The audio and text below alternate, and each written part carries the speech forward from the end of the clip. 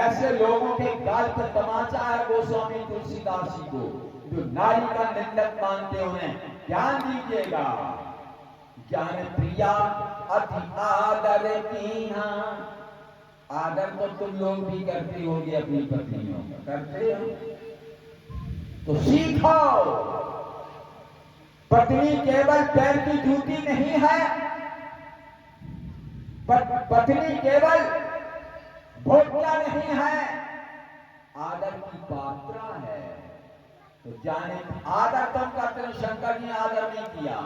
जाने प्रिया अति आदर कीन्हा और पाम भाग आसन हर दीना। तो माता पार्वती ने भगवान शंकर से 9 सवाल किए। क्यों? भगवान शंकर जब बैठा लिए पार्वती को, तो भगवान शंकर मुस्कुराकर बोले, पार्वती मैं तुम्हारा नाम हूं, आज हमारा तुम्हारा प्रथम मिलन है, आज तुम हमसे जो कुछ चाहो मांग लो, मैं तुम्हारा नाथ, धन्य है। माता पार्वती क्या बोली? आप हमारे नाथ हैं, ये क्या कह रहे? आप हमारे नाथ तो बहुत बाद में हैं, पढ़ लेना, यही लिखा है, बेशनाथ, आप संपूर्ण विश्व के नाथ हैं। बेशनाथ बेशनाथ ममनाथ पुरारी और त्रिभुवन महिमा विदित तुम्हारी। आप तो विश्व के नाथ हैं, हमारे नाथ बाद में हैं। और अगर आप ये कह रहे हैं कि जो कुछ चाहो मांग लो, क्षमा करेंगे मेरा अग्नि उठा रहा हूं। आजकल की पत्नियां पद से प्रथम मिलन में कोई हार मांगती हैं, झाला मांगे, बाला मांगे, जंजीर मांगे, क्या मांगती हैं? तुम सब लोग जानते हो, मैं भी ग्रस्त हूं। क्या मांगती हैं? हार, जंजीर, झाला, बाला, अंगूठी और गजा। कोई कोई प्रथम मिलन में मोबाइल भी मांगने लग गए। ये देखिए अब प्रवृत्तियां है ना। पार्वती ने क्या कहा कि हमें तो आप राम कथा सुनाइए। सृष्टि में, विश्व में आज तक कोई ऐसी नारी नहीं हुई है जो अपने पति से प्रथम मिलन में राम कथा माने। बताओ पार्वती के नाम पे एक बार ताली कर लो। ये हिंदुस्तान की पतिव्रता पत्नी है जो प्रथम मिलन में राम कथा मान रही। भगवान शंकर क्या बोले? धन्य धन्य के राजकुमारी, तुम समान नहीं को उपकारी। जो पूछो रघुपति कथा प्रसंगा, सकल लोक जग पावन गंगा। धन्य हो और कर देना। धन्य एक बार नहीं कहा, 2 बार धन्य कहा। क्यों? तुम तो धन्य हो और तुम्हारे माता पिता भी धन्य वाले पात्र हैं जिन्होंने तुम जैसी बेटी को जन्म दिया। तब 2 बार धन्य लिखा है।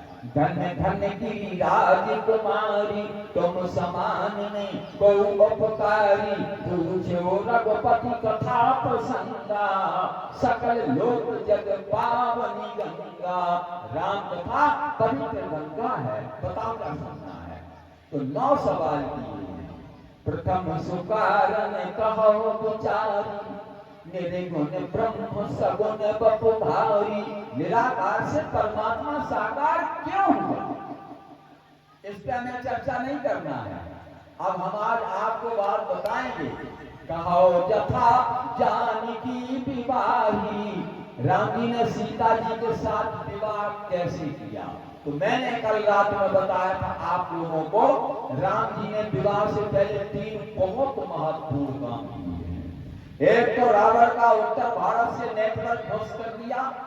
दूसरा कंकड़ बांधने से पहले राम ने एक प्रत्यक्ता नारी को और उसके पति से जोड़ दिया। और तीसरा काम बहुत महत्वपूर्ण किया था राम जी ने, विवाह बिना दहेज किया। आप आगे बढ़ने लग गए हैं, कथा सुनो, ध्यान को भटकाइए नहीं। अब आप होश में आ जाओ। अब आप देखो तो प्रथम सुकर्ण कहो विचारी, निर्गुण ब्रह्म सगुण बपुधारी। और तीसरा पूछा था, चौथा पूछा था क्या कहा था? कहो जथा जानकी पिबाही, राज तजा सो दूषण काही। आज मैं आपको ये बताने जा रहा हूं, राम जी ने कुर्सी को ग्रहण क्यों नहीं किया, राम जी ने अयोध्या का राज क्यों छोड़ दिया, ये मैं आपको बता रहा हूं। ध्यान देना, दशरथ जी ने कभी नहीं कहा तो राम वनवास में चले जाओ। शंकर जी से प्रार्थना कर रहे हैं, क्या करते हैं? बोले आशुतोष तुम अब ठगतानी, आदत हरहु दीन जन जानी। तुम प्रेरक सबके हृदय, सोमति राम है देव वचन बोर, तजन है घर परिवार सील सनेव। और वाल्मीकि रामायण में तो यहाँ तक लिखा है, राम तुम मुझे जेल खाने में डाल दो, बंदी बना लो, सत्ता पर काबिज हो जाओ, फिर तुमको राज्य से वंचित कोई नहीं कर पाएगा, तुम सिंहासन को हथिया लो। ये नियम है कुर्सी पाने का। राम तो राम है, right action man call that Ram. Ram ji इसको स्वीकार नहीं किया। फिर आखिर राम जी ने अयोध्या का राज छोड़ा क्यों? जब राजा कह रहे हैं, प्रजा चाह रही है, फिर राम जी ने अयोध्या का राज छोड़ा क्यों? यही पार्वती ने पूछा है कि राज्य तजा सो दूषण काही। कौन सा दूषण था जिसके लिए राम जी ने अयोध्या जैसा वैभवशाली राज्य त्याग दिया? तो ध्यान देना, मैं पहला दूषण बता रहा हूं, फिर दूसरा दूषण बताऊं, तीसरा प्रदूषण बताऊं। जब तक चर्चा होती रहेगी तब तक दूषण और प्रदूषण बताऊंगा। अयोध्या में कौन कौन से दूषण थे, कौन कौन से प्रदूषण थे, जिनके लिए राम जी ने अयोध्या जैसा राज त्याग दिया? तो राम जी ने कहा, अयोध्या में पहला दूषण ये है, बोलो राजा को कितनी स्त्रियां होना चाहिए? राजा को पत्नी कितनी होना चाहिए? केवल एक, ओनली वन, दो नहीं। और राम जी ने कहा, हमारा पिता जो राजा है गजा। दशरथ जी को कितनी रानियां थी? तीन तो तुम सब लोग जानते हो। वाल्मीकि रामायण में 350 लिखी है, अध्यात्म रामायण में 360 लिखी है, और तुलसीदास जी ने 700 का उल्लेख किया है। महाराज को कितनी स्त्रियां थी? 700। विनय पत्रिका पढ़ लेना, बाल आगन सिय सिखावत सकल सास सत साता। 700 रानियां थी। ये जिस राजा को 700 रानियां थी, तो पत्नियों के blouse, petticoat, cream powder, lipstick की व्यवस्था करेगा ना प्रजा को देखेगा? राजा को चाहिए केवल एक पत्नी के साथ अपना विवाह करे, दूसरी स्त्री को स्वप्न में भी ना देखे। ये अयोध्या में दूषण है। अच्छा, तो राम जी ने कितनी शादी की? केवल एक। ये कीर्तिमान पैदा किया राम जी ने। कितनी स्त्रियां थी राम जी को? केवल एक। और एक बात निवेदित कर देता हूं सबके श्री चरणों में, ऐसा नहीं है कि राम जी के लाभ में दूसरी स्त्री नहीं आई। और कौन आई? बहुत धनवान परिवार की है, बड़े विद्वान परिवार की है, बहुत बलवान परिवार की है, विश्वा की ब्राह्मण की बेटी है, उत्तम कुल पुलस्त्य करनाती। और रावण की सगी बहन शूर्पणखा, क्या नाम था? शूर्पणखा। उसका नाम तो था दिव्यमणि, उसे शूर्पणखा इसलिए कहते थे, उसके नाखून सूप जैसे थे। गजा, कई बेटियों को मैं देखता हूं बड़े बड़े नाखून रखाने का शौक है। एक बात मैं बताऊं, हमारे भारतीय संस्कृति में, इंडियन कल्चर में किसी भी स्त्री को नाखून रखाए नहीं और बाल कभी कटाए नहीं, बाल की कटिंग नहीं कटवा। और गजा, आजकल दोनों चीजें हावी हैं, नाखून रखा रही हैं और बाल कटवा रही हैं। दिल्ली कलकत्ता बॉम्बे देखो, वहां तुम पहचान नहीं पाओगे ये लड़की है कि लड़का है। गया तो सूर्पनखा उसका नाम है। तुलसीदास लिखते हैं, सूर्पनखा रावण की बहनी, तो चले गए दारुण जस अहनी, और पंचवटी सो गई एक बारा, और देख बिगल भई जुगुल कुमारा। पंचवटी सो गई एक बारा, देख बिगल गई जुगुल कुमारा। ये क्या मामला है? ये सूर्पनखा का भगवान श्री राम के साथ एक्सीडेंटल लव है। क्या है? Accidental love. और लव का क्या होता है जानते हो आप लोग? नहीं जानते तो सुन लो। लव किसे कहते हैं? अंग्रेजी में 4 अक्षर मिलकर बनता है, LOVE। इन 4 अक्षरों को अलग समझ लो। L से लेक ऑफ सोरो, O से ओसिन ऑफ टीयर, B से वैली ऑफ डेथ, E से एंड ऑफ लाइफ, उसे कहते लव। और लव का सही अर्थ क्या होता है? ये आसाराम बाबू से पूछो, राम रहीम से पूछो, हनी सिंह से पूछो, बता देंगे लव क्या होता है। ये सूर्पनखा का राम जी के साथ एक्सीडेंटल लव। तो पंचवटी सो गई एक बारा, देख बिगल भई युगल कुमारा। अब उसने सोचा मैं बहुत तेजी हूँ, और ये अभी 38-39 साल की लगभग इनकी उम्र है, ये शादी को तैयार कैसे होंगे? और मैं बहुत ज्यादा सुंदर नहीं हूँ, तो सुंदर बन जाऊं मैं। अच्छा, सुंदर कहाँ बनती स्त्रियां? नहीं जानते? तो ये भी मैं बता देता हूँ, ब्यूटी पार्लर में। चाचा तो कहाँ गई? Beauty parlour.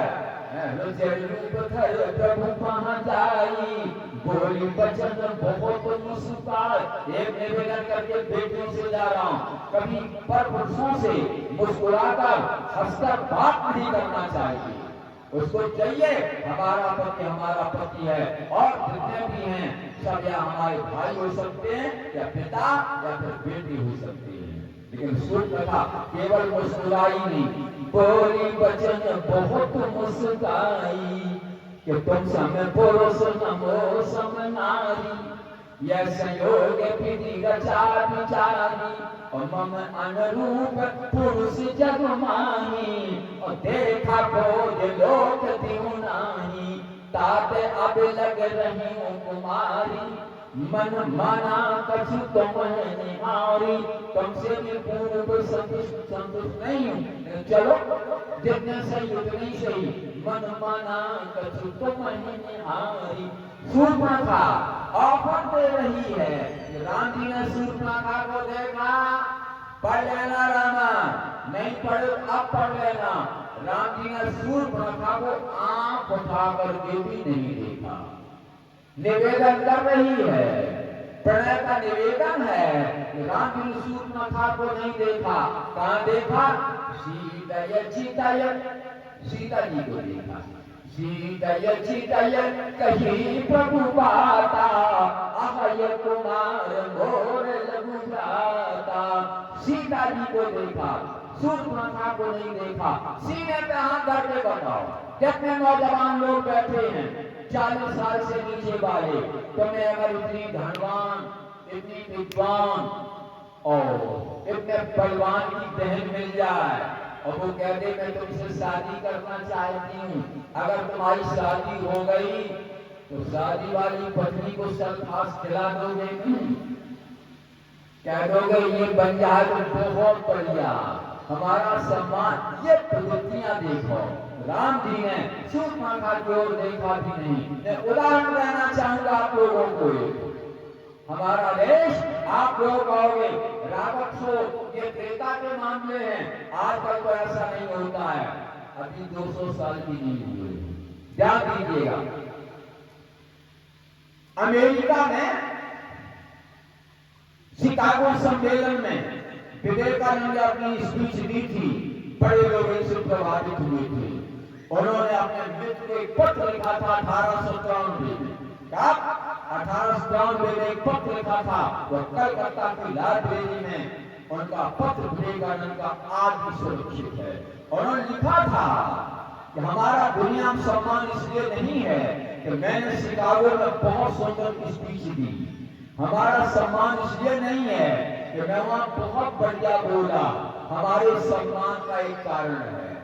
कारण क्या? तो उन्होंने उसमें बताया, संकेत किया है कि मैं अपने रूम में लेटा, कमरे में लेटा था, आधी रात के लगभग काल बेल बजी तो मैंने दरवाजा खोला तो देखा एक बहुत सुंदर अमेरिकन लड़की खड़ी हुई थी। मैंने पूछा, दरवाजा ये तुमने कालबेल तुमने बजाई? बोले हाँ। तुमने कालबेल बजाई? क्यों? क्या बात है?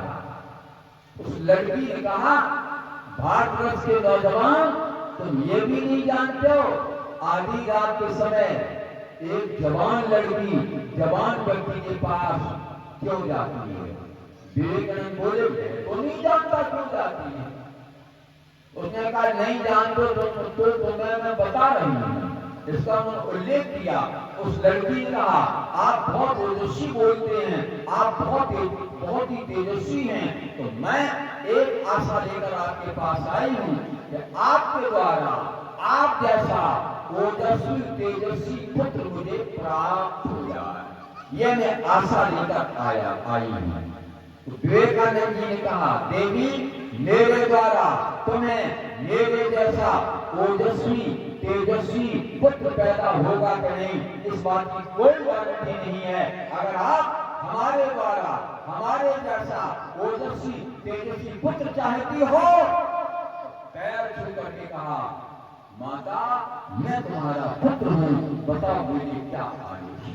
ये हमारा कल्चर था, हमारा आदर्श था। विवेकानंद ने जो कीर्तिमान उपस्थित किए वही हमारे भगवान राम ने किया है। सीता प्रभु बाता, ये कैरेक्टर है हमारे देश का। Money loss nothing loss, health loss something loss, character loss everything loss. ये कैरेक्टर हमारे देश का कितना ऊंचा था। तो राम जी ने सोचा, राजा को चाहिए केवल एक पत्नी का संकल्प ले। तो राम जी ने एक शादी की, दूसरी नहीं, उसको देखा भी नहीं। और ध्यान दीजिएगा, लैब ऑफ ट्रीटमेंट और reminders they can recover lots of time and department leave behind the person only sense of time. तो राम जी ने कीर्तिमान पैदा उपस्थित किया तो अयोध्या के प्रत्येक पुरुष को केवल एक स्त्री थी, किसी को तो नहीं। पढ़ लेना रामायण में, एक नारी व्रत रत सब छारी, ते मन बच क्रम पति हितकारी। स्त्रियां हमेशा पति हितैषी रहती थी और पुरुष केवल एक शादी करते थे, केवल एक। ये रामायण, ये इसमें कई लाख रुपया खर्च होगा। बजट में बता रहा मैं आप लोगों को, ये मनोरंजन रिक्रिएशन का साधन नहीं है। कथाओं में आए हो तो संकल्प लेके जाओ तो मैं भी केवल एक पति का संकल्प ले रहा हूँ, पर नारी को मां समझूंगा, बहन समझूंगा, ये बेटी समझूंगा, तब तुम राम की आदर्शों पर चल रहे हो। आइए दूसरा, एक दूषण और था। दूसरा दूषण क्या था बताऊंगा आप लोगों को। राम जी ने सोचा, राजा को कितने बच्चे होना चाहिए? 2, न 3, न 5, न 15।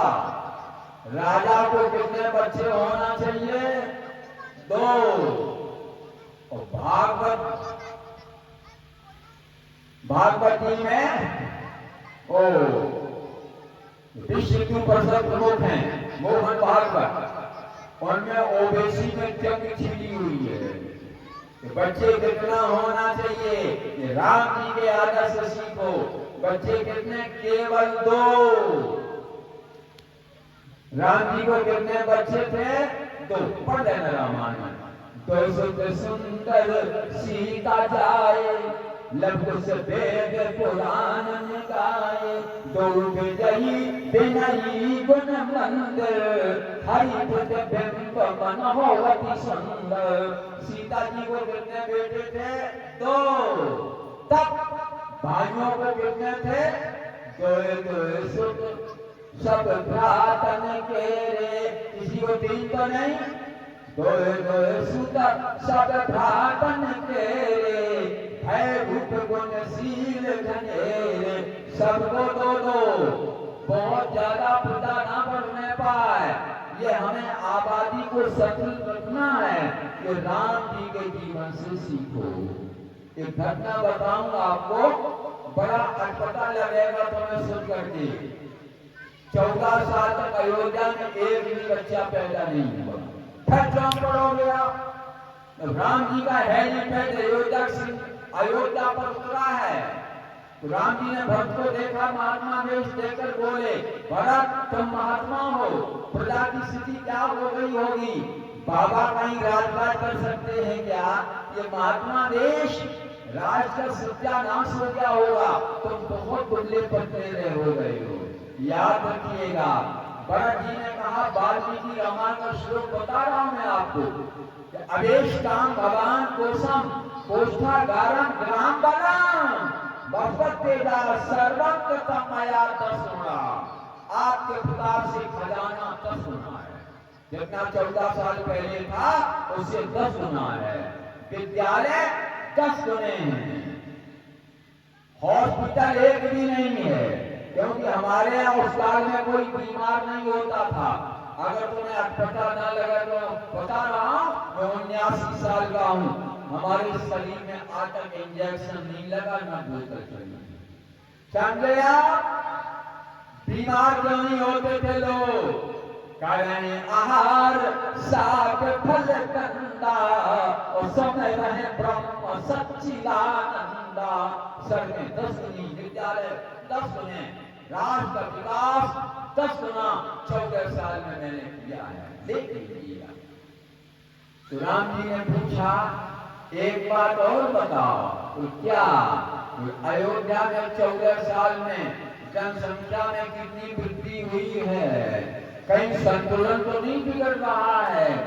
भरत जी ने कहा, पिताजी भैया अयोध्या में एक भी बच्चा 14 साल तक पैदा नहीं हुआ है। तुम लोग फिर चौंकोगे। 14 राम जी का 14 साल तक बच्चा नहीं? हाँ, क्यों? तो पढ़ लेना दोबारे पे तुलसीदास जी। राम दरस हित लोग सब करत नेम उपवास। राम जी ने पूछा, 10 गुना विकास कैसे किया? लोगों ने कहा, भरत जी ने कहा कि लोगों ने 14 साल तक व्रत किया है, और व्रत से जो बचत हुई है वो राष्ट्रीय कोष में दिया है, उसको मैंने राज्य के विकास में खर्च किया है, सोचकर बैंक के बैंकों में जमा नहीं किया है। देश का विकास सर्वोपरि है, राष्ट्र का विकास सर्वोपरि है, इसलिए मैंने राष्ट्र का विकास किया और सोचकर बैंक के बैंकों में जमा नहीं किया है। तो बोले 14 साल तक बच्चा पैदा नहीं हुआ? बोले हाँ। दुआ का फर्क करो। राम दरस हित लोग सब करत नेम उपवास, तज तज भूषण भोग। 14 साल जब व्रत कर रहे हैं तो 14 साल तक लोगों ने भोगों का परित्याग कर दिया। जब भोग का परित्याग कर दिया तो 14 साल तक अयोध्या में एक भी बच्चा पैदा नहीं हुआ। ईमान सीना कहां करके बात बताओ। कितने संकट थे अयोध्या के लोग। 14 साल तक बच्चा, जब राम जी को यदि बच्चा नहीं 14 साल तक गए थे, 2 लौट कर जब जंगल में गए, राम जी लक्ष्मण सीता जी गए थे, 3 लौट के आए, तब 3। तो अयोध्या में भी किसी को एक बच्चा नहीं हुआ। लोगों ने भोग का परित्याग कर दिया। बोले एक भी बच्चा पैदा नहीं हो? नहीं, एक ढोलक बजी न चरुआ धरो, चरुआ गजा चरुआ न धरो, एक बच्चा पैदा नहीं हुआ। अच्छा, हाँ। तो मौतें कितनी हुई? ये तो मान लिया तुमने लिखवा दिया होगा अगला बच्चा अभी नहीं और धोखेबाज कभी नहीं, चल ठीक है, लेकिन मौतें कितनी हुई? भरत जी ने कहा कि पिताजी के अलावा अयोध्या का एक भी नागरिक नहीं मरा, किसी की मौत नहीं।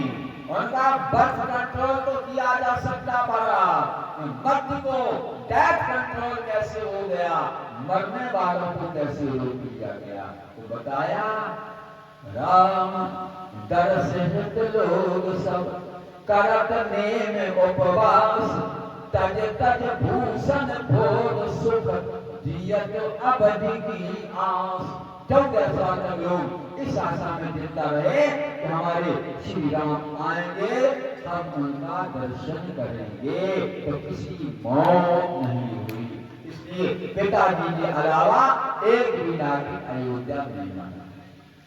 और ये दूषण है, एक प्रदूषण और बता दूं आप लोगों को जो आज भी व्याप्त है समाज में, ध्यान दीजिएगा। राम जी ने कहा राजा को बच्चे कितना होना चाहिए? 2 और गजा। रावण को लड़के कितने थे? एक लोगों की पुस्तक है 1 लाख 2.25 नाती का रावण ने दिया नवादी 1 लाख बच्चे। और सुनो एक प्रदूषण और बता दूं, प्रदूषण क्या था? छुआछूत चरम सीमा पर था। कौन? छुआछूत जो निषाद है, केवट जाति है, इसके लिए रामायण में लिखा है कि जासूछा यही सींचा, लोक वेद सब भांत ही नीचा। अगर उसकी छाया छू जाए तो सचैल तो स्नान करते थे, अगर छू जाए तो सचैल स्नान करते थे। हमें याद है, हमने अपनी आंखों से देखा है, हमारी कटोरी लोटा गिलास अगर कोई हरिजन छू ले तो हमारी अम्मा फिर आंगन में कंडा सुलगाती है और 2 कटोरियां गिलास भैया आग में जाती है। जब भी जल के करिया हो गए फिर रगड़ रगड़ मैंने मांझी थी, अभी सुबह वो छूटिया। ये सब क्या है?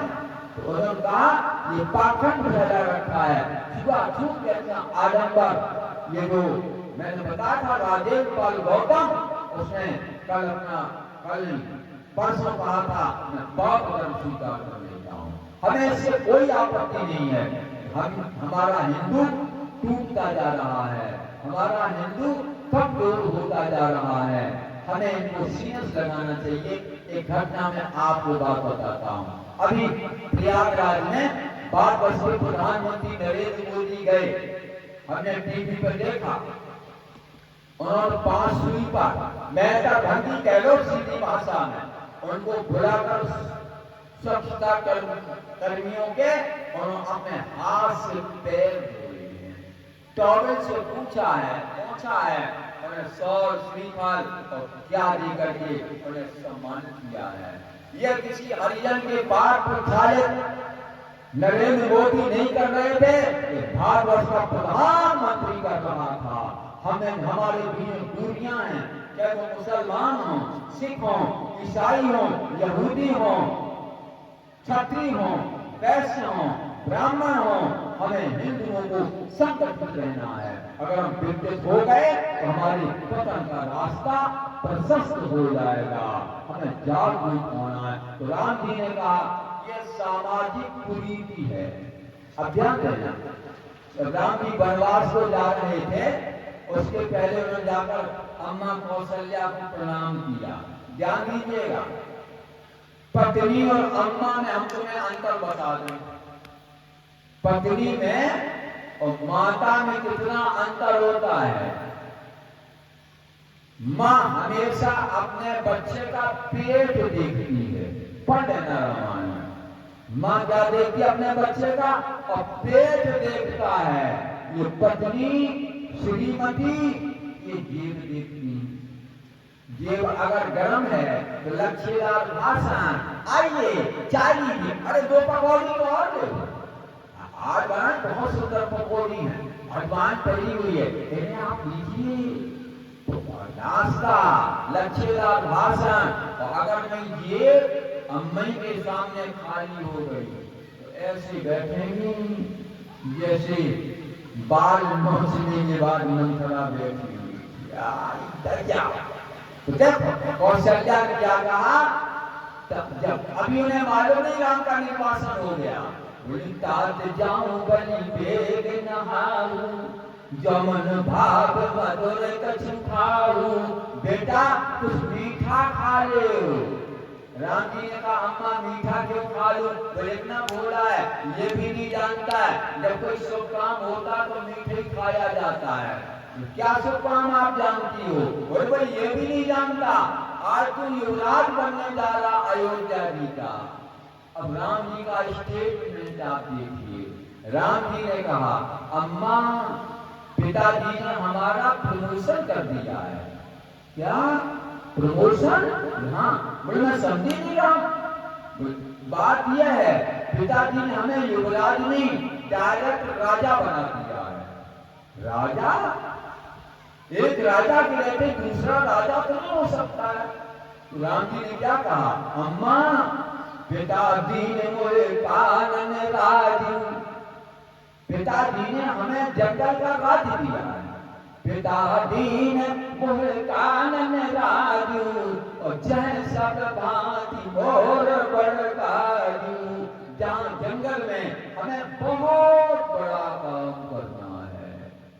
कौशल्या बोली जंगल का राज कोई राज हो तो हाँ। राम जी ने कहा जहाँ विकास की जरूरत नहीं पहुंची है, जहाँ शोषित हैं, पीड़ित हैं, दलित हैं, उनके आंसुओं को पहुंचना है, इसलिए मैं जा रहा हूँ जंगल में। जहाँ विकास की जरूरत नहीं पहुंची है वहां पर मैं पिताजी ने वो राज सौंपा है। पिताजी ने मोहे कानन राजू, जैसा भांति मोर बड़काजू। अब आप ध्यान दें जो बड़ा काम होता है पहले किया जाता है, और राम जी ने जंगल में जाकर सबसे पहले बड़ा काम क्या किया है। ये पहला काम राम जी का, सबसे पहले भगवान राम केवट के घाट पे गए। कथा तो आपने सैकड़ों बार सुनी होगी।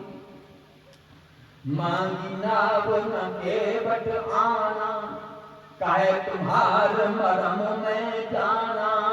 राम ने नाव मांगी, क्या मांगी? नाव। यहीं से लोकतंत्र की स्थापना राम जी ने की है। श्री राम काल के boat, but the ferry man could not bring it. The letter said I was sacred. Ram ji ने कहा नाव ले आओ, तो केवट बोला मैं तुम्हारा मरम जानता हूँ। अच्छा थोड़ा घुमा देता हूँ। हमसे एक बार बाबा जी ने कहा जब कथा कहो तो ऐसा जानो ये सब पत्थर बैठे हैं। मैंने कहा पढ़े लिखे भी लोग बैठे रहते हैं, ऐसा नहीं है। हमें दोनों बातों का ध्यान रखना है, पढ़े लिखे भी बैठे हैं, पत्थर लोग भी बैठे हैं। ऐसा नहीं है कि सब लोग नहीं बैठे हैं। मतलब क्या है, राम जी ने क्या मांगा? श्री राम काल के बोट, क्या मांगा? बोट मांग रहे हैं गजा। राहुल गांधी दक्षिण भारत से केरल से कर्नाटक आ चुके हैं। भारत जोड़ो आंदोलन का चल रहा है। वोट मांगने की परंपरा राम जी ने प्रारंभ की थी। क्षमा करेंगे उच्चारण एक ही है, स्पेलिंग अलग अलग है। वोट माने मत भी होता है और वोट माने नाव भी होता है। श्री राम काल ने वोट बढ़ती फेरी में would not bring it. The letter said और sacred चरण कमल रचु कहाँ सब कहाई, मानुष करण भूरी कछुआ है। About that, therefore not to see. Everyone says it is not God, but it is God of the thanks. It was touch a rope transformed bone and put it off for the stone. Ram से कहा, राम आपकी मैं व्यवस्था देख रहा हूँ। क्या व्यवस्था? तो हमने सुना है तुम्हारे पैर की धूल सुबह से लाभ नारी सुहाई, पावन दैन काट कठिनाई। आपके पैर की धूल पत्थर को इंसान बना सकती है राम, और एक मैं इंसान होकर समाज में पत्थर की मार बन रहा हूं। जासो छाम सोए यही सींचा, ये व्यवस्था आपने क्या की है समाज को। राम जी ने कहा मैं करता हूं तो था केवल बेग आन जल पांव पखारू, जल ले आओ मेरा पाप क्षालित करो। मैं करता हूं तो था बेग आन जल पांव पखारू, होत विलंब उतारी पारू। अब केवल ने भगवान का पैर धोया, दाहिना पैर धोया, और वो जो चरणामृत बना पैर धोने से पद पखार जल पान कर, आप सहित परिवार वो चरणामृत खुद दिया, परिवार वालों को दिया, और जहां पितृ के चौरा शमशान को जाके छिड़क दिया। खुद पार, परिवार पार, पितृगण भी पार, पितर पार कर गए पार। मैं विद्वानों से ऐसा सुना हूं, जब प्रभु का चरणामृत बांटा जा रहा था तो सीता जी ने कहा लक्ष्मण प्रभु का पादोदक बांटा जा रहा है, हम कितने अभागे हैं, ये चरणामृत हमें नहीं मिलेगा क्या। लक्ष्मण जी ने कहा ये चरणामृत लेना तो मल्लाहों की पंक्ति में बैठा हुआ मिल जाएगा, ऐसे आप कर दो प्रसाद बटला आपको ही मिल जाएगा। सीता जी कहा भगवान का अगर प्रसाद लेना है तो भले ही मल्लाहों की पंक्ति बैठना पड़े, मैं पादोदक नहीं छोड़ूंगी। सीता जी गई, लक्ष्मण जी गए, दोनों ने प्रभु का पादोदक ग्रहण किया। क्या बोलो अछूतोद्धार हो गया कि नहीं। और जब राम जी ने ये किया, इसकी प्रतिक्रिया क्या हुई, इसकी प्रतिध्वनि क्या हुई, ध्यान देना। जब राम जी को लौटाने के लिए भरत जा रहे थे तो ये जब उन्होंने पहले भी उनकी तैयारी कर रखी, वो बात हमें नहीं कहना है। और बाद में निषाद जब पास में आया उसने गुरु जी को प्रणाम किया, राजा थे भरत, उन्हें प्रणाम किया। तो निषाद राज को प्रणाम करते देखा तो भरत जी ने पूछा गुरु जी ये कितने दूर से प्रणाम कौन कर रहा है। तो राम सखा फिर इतनी दूरी क्यों। राम सखा सुन संदन त्यागा, उतर चले गट अनुरागा। करत दंडवत देखते भरत लीन उरलाए, मन हो लखन सन भेंट भई, प्रीति न हृदय समान। लगा लिया सीने से, बोलो अछूतोद्धार हो गया कि नहीं। अब जब गुरु जी गए, हाँ महाराज श्री मंच पर आ रहे हैं, बहुत सफर प्रवचन देते हैं, इनके सम्मान में आप लोग ताली बजा दो एक बार। बस हमारी बात केवल 2-3 मिनट में और कहूंगा, ज्यादा समय नहीं लूंगा।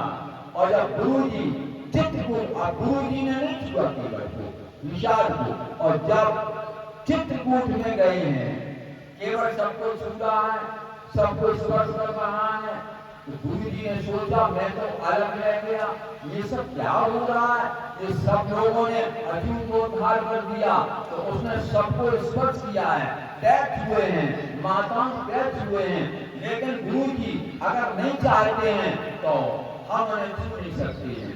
तो लिखा रामायण में, प्रेम पुलक के बट कहनामु, कीन मुनि सह दंड प्रणामु। राम सखा ऋषि बर बस भेंटा, जम मही लुटत स्नेह समेटा। धन्य है जब गुरु जी मिल रहे थे तो देवता पुष्प की आकाश से कर रहे और कह रहे हैं एक समय निपट नीच को नाही, बड़ वशिष्ठ सम को जग माही। इन दोनों को भगवान राम ने जोड़ दिया। ये राम जी ने सामाजिक व्यवस्था दी। तो बता रहा आपको, राज तजा सो दूषण काही।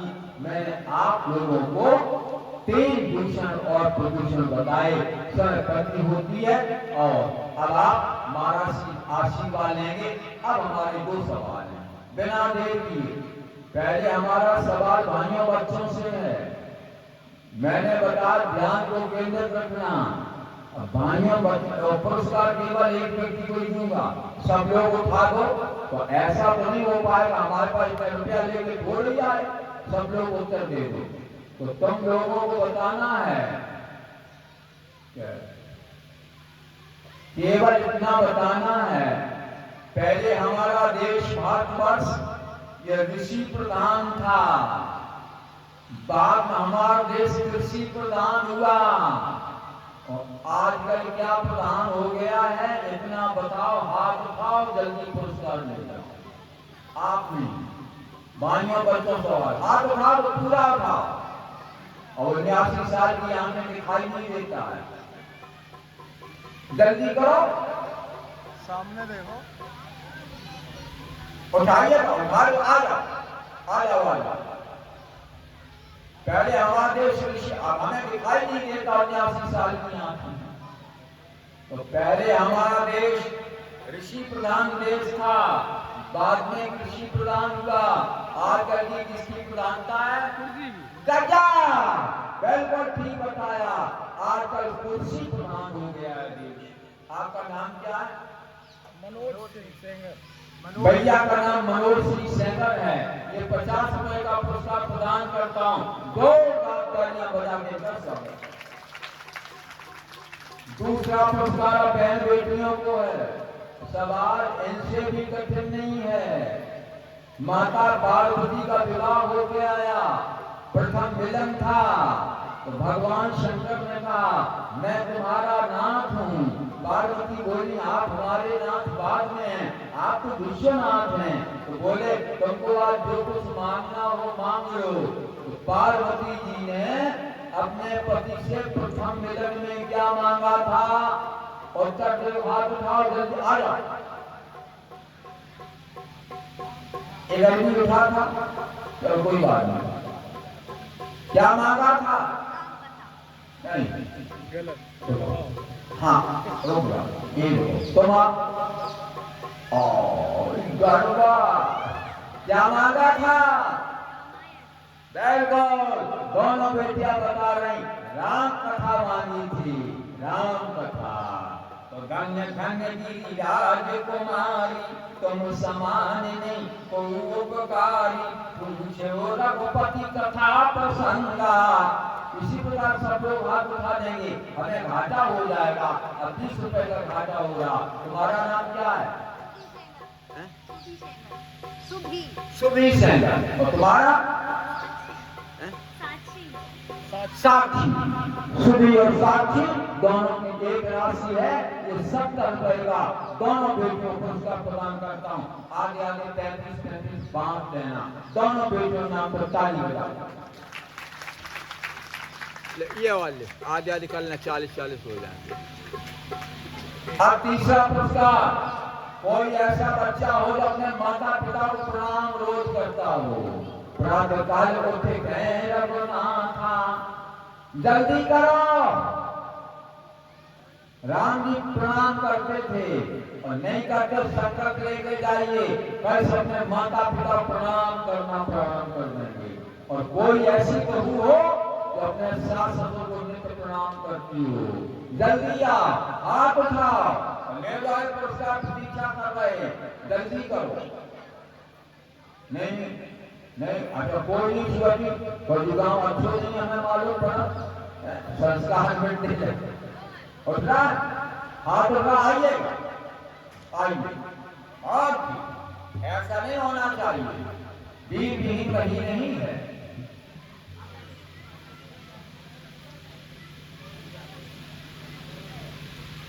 मात पिता गुरु नाम ही माता। हाँ, तुम प्रणाम करते हो क्या? हैं? बहुत अच्छा। और आपका नाम क्या है? गोलू सिंह सेंगर है। ये अपने माता पिता प्रणाम करते हैं। और ये कौन की बहू है तुम बताओ? चाचा जी की बहू है। ये अपने सास लोग प्रणाम करती हैं, और एक ही परिवार के लोग हैं। और बहू का नाम नहीं पूछूंगा, इन दोनों को ये 50-50 रुपए का पुरस्कार प्रदान करता हूँ। जाओ आगे आगे बांट लेना, तालियां बजा। संस्कार सीख के जाओ, ये संस्कार की पाठशाला है। अब चारों सवाल हो गए, सब बात हो गई।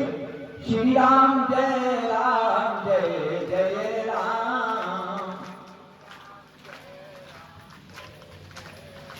अभी तक पत्थर परसे गए, होंडा परसे गए, अब आ रहा है रसगुल्ला का नंबर। गजा छैना और रबड़िया प्राप्त करिएगा। सभी सादर प्रणाम। जय श्री राम। रात को फिर आइएगा। धन्यवाद।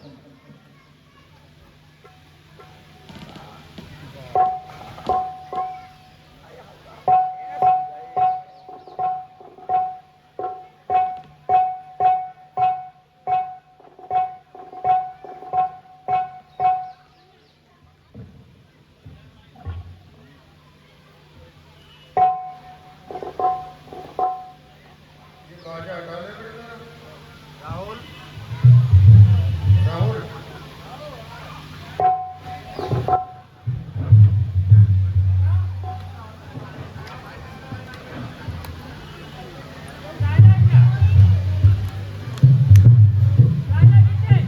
इसको याद रखो, इस बॉर्डर में याद रखो।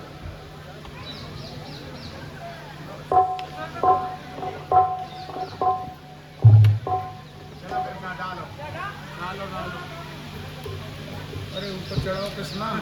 कृष्णा भाई बड़ा सुंदर लड़का है, बड़ा ख्याल रखता है हमारा। सवेरे कहेगा कुछ जरूरत तो नहीं महाराज।